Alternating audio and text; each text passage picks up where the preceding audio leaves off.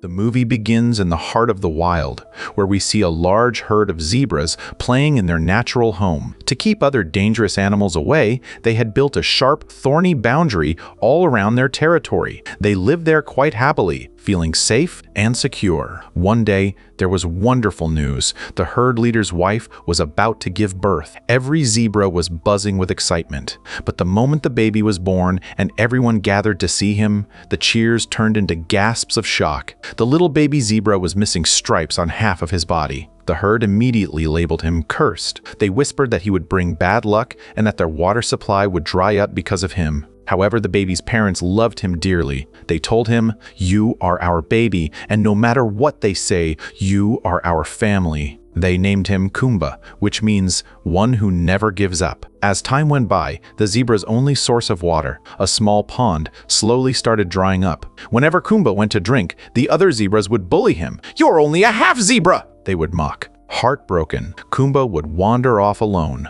One day, while lost in his thoughts, a tiny grasshopper approached him and started drawing something in the dirt. Kumba was too upset to understand it at the time and headed back home. On his way back, Kumba heard voices from the other side of the boundary. It was some thirsty animals begging for a drop of water. Being soft-hearted, Kumba opened a small gap in the fence to let them in. But when the other zebras saw this, they were furious. They scolded Kumba and chased the animals away. What they didn't know was that a fierce leopard Fango was lurking outside, waiting for that very gap to open. Before the leopard could attack, Kumba's father, the leader, rushed in and closed the boundary. The leopard, having caught Kumba's unique scent, growled a threat. "You're safe for now, but once your water runs out, you'll have to come out, and then I'll eat you." Kumba's father was angry that he had put the whole herd at risk. Saddened, Kumba went to his mother. To comfort him, she shared an ancient legend.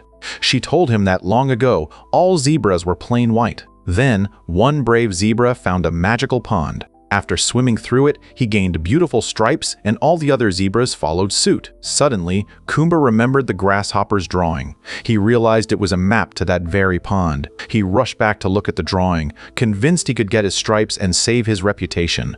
But when he returned home to tell his mother, he found the herd gathered in mourning. His mother, who had been secretly ill for a long time, had passed away. Overcome with grief and regret for not hearing her final words, Kumba decided he had nothing left to lose. He crossed the boundary and stepped into the wide, unknown world. Outside, Kumba met a wild dog who claimed to know the way to the magic pond. But the dog was sneaky and led Kumba into an ambush by his pack. Luckily, Kumba met a brave wildebeest named Mama V and an eccentric ostrich named Bradley. Mama V fought off the dogs and saved them. After hearing Kumba's story, Mama V felt deep sympathy for him. She and Bradley decided to join him on his journey. Meanwhile, back at the herd, Kumba's father realized his son was missing. He found Kumba's tracks, but nearby he saw the tracks of the leopard. Heartbroken, he returned and told the herd that Kumba was likely dead. Some zebras were actually relieved, thinking the curse was gone, but a young zebra girl scolded them for being so cruel. Kumba and his friends finally reached the mountains drawn on the map.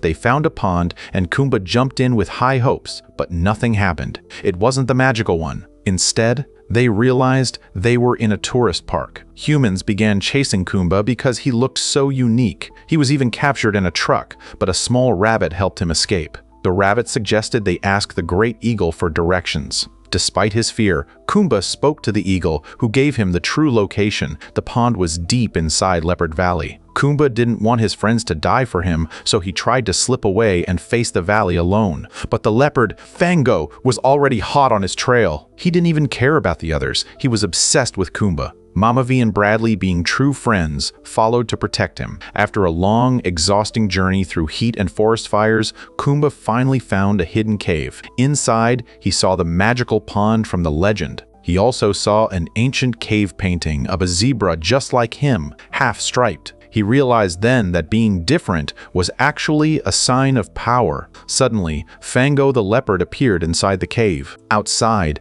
the zebra herd, who had left their dry home in search of water, and Kumba's father had also arrived. A fierce chase began. The old cave started to crumble from the vibration. As the cave collapsed, a massive underground spring was unleashed.